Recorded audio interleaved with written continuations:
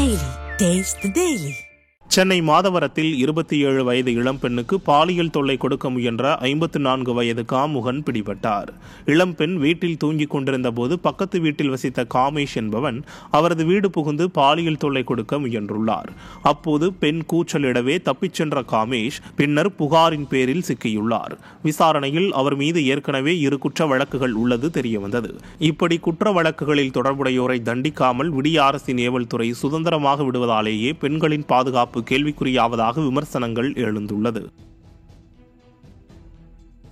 கன்னியாகுமரி மாவட்டம் வெள்ளிச்சந்தை அருகே +2 மாணவியை +1 மாணவர் காதலித்து கர்ப்பமாக்கிய சம்பவம் அதிர்ச்சியை ஏற்படுத்தியுள்ளது. 17 வயது சிறுமிக்கு அதே பள்ளியில் வேறு பாடப்பிரிவில் படிக்கும் 16 வயது +1 மாணவருடன் பழக்கம் ஏற்பட்டு காதலாக மாறியதாக கூறப்படுகிறது. இந்த நிலையில் சிறுமிக்கு திருமண ஆசை வார்த்தை கூறி +1 மாணவன் அத்துமீறிய நிலையில் சிறுமி கர்ப்பமாகி உள்ளார்.